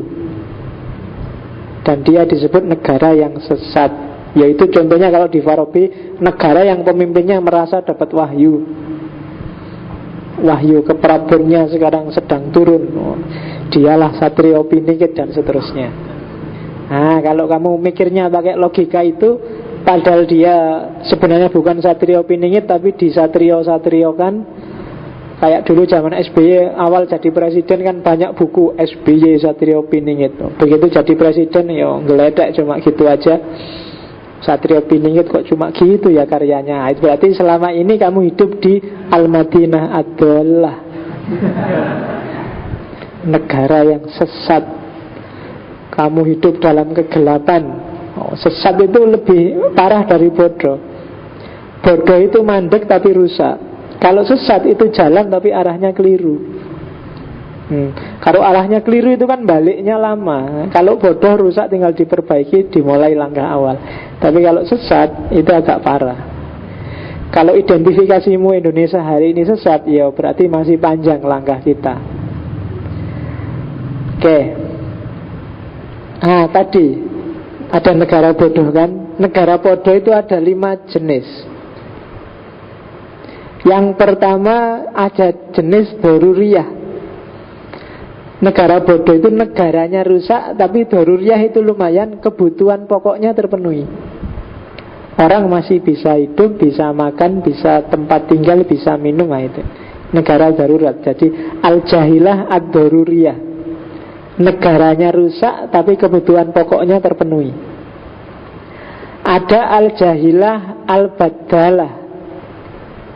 Al-jahilah al-badalah itu negaranya rusak, tapi penduduknya materialis kabeh, yang dipikir nyari keuntungan sendiri-sendiri. Semuanya, mulai pemerintah sampai rakyatnya, paling atas sampai paling bawah, yang dipikir aku harus cari keuntungan di negara ini. Itu namanya negara jahilah al-badalah, yang dipikir kekayaan materi, gimana dia bisa memeras Indonesia untuk kepentingannya. Kok ada Indonesianya? Memeras negara untuk kepentingannya sendiri. Al-jahilah al-badalah. Ada negara al-jahilah al-kuroma. Ada negara yang gila hormat, negara yang jaim, negara yang pencitraan aja. Janjane dia rusak, tapi gengsian. Rakyatnya butuh uang banyak, butuh subsidi besar, tapi dia gaya. Kalau ada kesulitan di luar negeri, dia nyumbang besar-besaran. Kalau ada yang lain kesusahan, dia, wah saya nyumbang, saya membantu, saya itu. Itu hanya karena gila hormat. Rakyatnya juga begitu, pimpinannya juga gila hormat, maka lahir pencitraan-pencitraan. Rakyatnya juga gila hormat, pingin dihargai, pingin diposisikan sebagai majikan, pingin disebut sebagai warga negara yang peduli, pingin, itu semua gila hormat. Semua pingin jadi orang yang dikenal sebagai orang baik, sebagai pemimpin yang baik, atau sebagai rakyat yang baik. Itu negara al-jahilah al-kuroma. Ada negara al-hissah wasyahwah, negara yang dipikir tidak ada yang lain selain seneng-seneng dan foya-foya. Kalau waktunya libur senengi setengah mati, waktunya kerja males-malesan. Waktunya cuti, wah ada hari kecepet, ayo cuti bersama, ayo nek foya-foya seneng.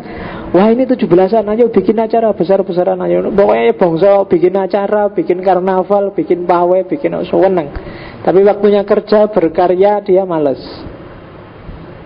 Kalau sudah berkarya, bekerja, dia agak keji. Khisah wasyahwah. Yang ketiga ada negara anarkis. Negara anarkis itu semuanya nggak bisa diatur. Pemerintahnya sakarepe dhewe, rakyatnya juga begitu. Itu negara al-jahilah al-jami'ah.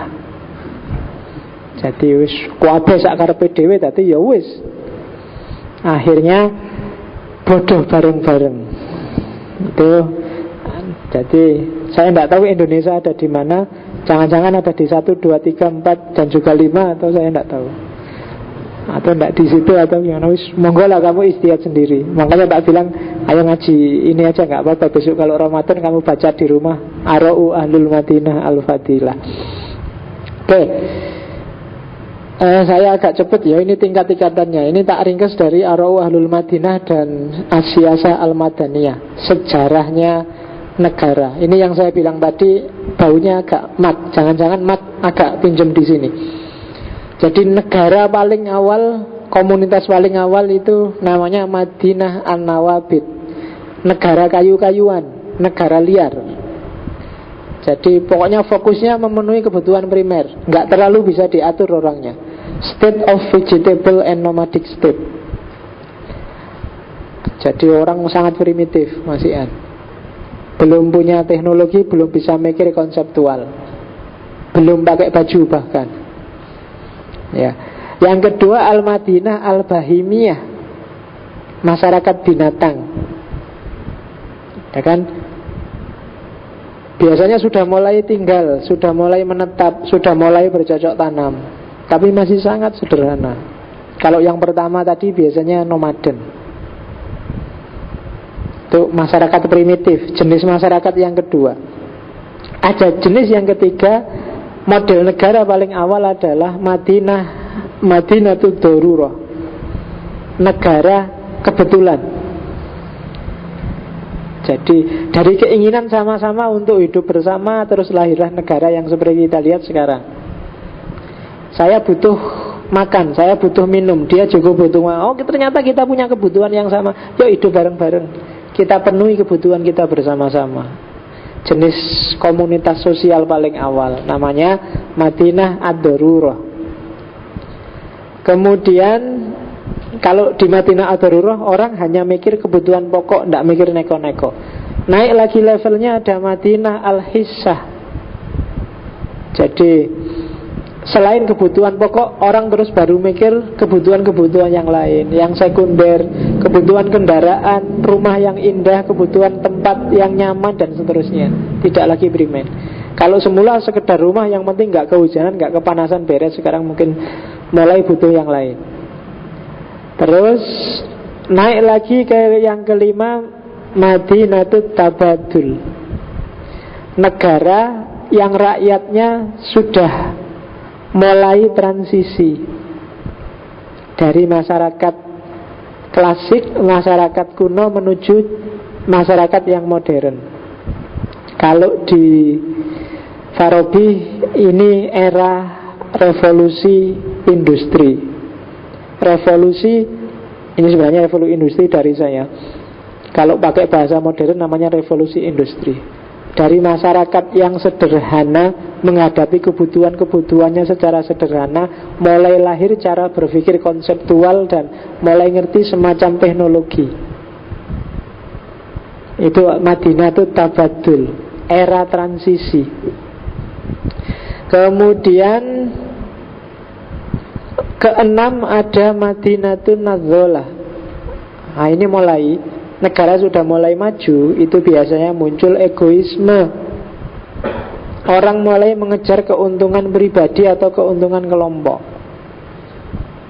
Individualistik kapitalisme. Madinatun Nadzolah, negara jenis keenam. Nah ini mulai kapitalis, orang mulai mikir untung rugi. Setelah era kapitalisme, biasanya nanti akan muncul Al-Madinah Al-Jamaiyah, negara komunis. Jenisnya dua, anarki dan komunisme. Ini persis kayak Marx.